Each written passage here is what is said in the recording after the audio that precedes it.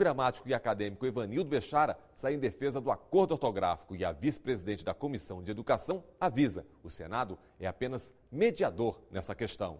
Acompanhe. Eu separei aqui alguns temas de um artigo intitulado Uma Visão Tranquila e Científica do Novo Acordo Ortográfico. E vou tratar de alguns pontos que mereceram a crítica ou da imprensa ou de outras entidades. Muitas das vozes de resistência apresentam razões destituídas de qualquer fundamentação real. A primeira delas, compartilhada por vozes fora do país, argumentava que o Acordo de 90 escondia um propósito de neocolonização por parte do Brasil, porque as bases ortográficas atendiam mais aos hábitos vigentes entre o nosso país do que os hábitos vigentes entre portugueses e africanos. Pondo de lado o argumento de que o texto foi assinado sem restrição por representantes de 7 nações soberanas, a que depois se juntou Timor-Leste, e agora estamos na iminência de ser acrescentado também com Guiné. Por mais superficial que seja a leitura das bases, percebe-se que o acordo mais se aproxima das normas estabelecidas pelo sistema de 45, corrente entre portugueses e africanos, do que pelo sistema de 43, oficial somente no Brasil. Prosseguindo o capítulo das críticas infundadas, cabe lembrar aquela que acusa o Acordo de 90 como ineficiente no seu propósito de unificação, ao admitir duplas como bebê, bebé, bebê considerado só no Brasil e bebé considerado em Portugal. Ora, nós temos em português do Brasil, temos também no Nordeste a pronúncia bebé, não é? E até temos uma música carnavalesca em que diz, não é, diz assim, ao bebé, diz bebé e não bebê, tendo em vista que a música, a letra foi escrita por um nordestino. No caso do trema, que foi também discutido aqui, é preciso notar o seguinte: o trema, os encontros GUE, GUI, QE, QI, se repartem em 3 pontos diferentes. No primeiro caso, o U é sempre proferido. Ninguém diz sequência diferente. Todos nós dizemos sequência e não sequência. Todos nós dizemos frequência e não frequência, embora haja a pronúncia frequência regionalmente no Brasil, como ocorre no Ceará, por exemplo. Então, temos um primeiro caso onde o U é sempre proferido. Depois temos um segundo caso onde o U pode ser proferido ou não. Por exemplo, nós no Brasil dizemos unilingue. Em Portugal se diz unilingue, sem a pronúncia do U. Então, é um segundo caso onde o U pode ser proferido ou não pode ser proferido. E há um terceiro caso onde o U não deveria ser proferido, como é o caso de questão, questionário, não é?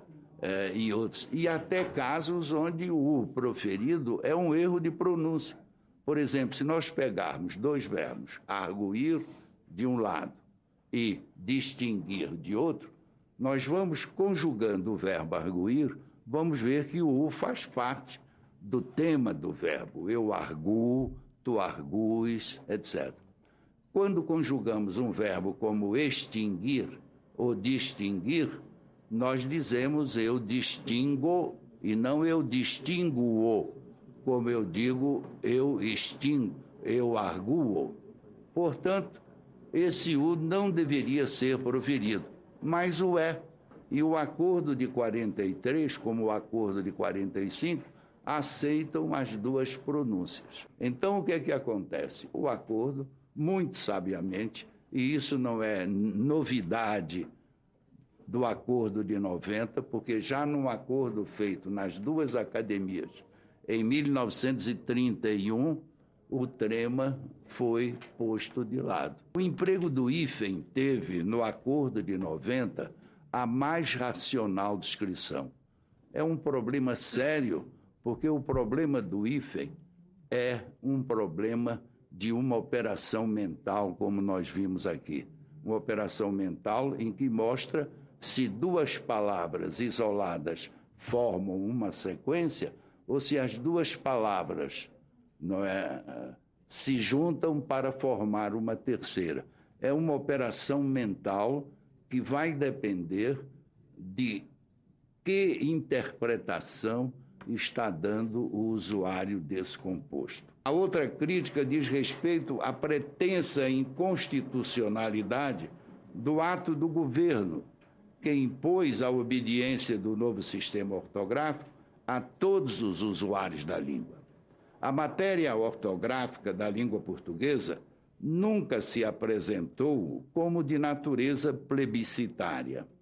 Sobre este aspecto do problema, Fernando Pessoa, em lúcidas páginas que ficaram inéditas até pouco tempo, referiu-se ao fato de que a ortografia apresenta dois aspectos que precisam ser bem distintos.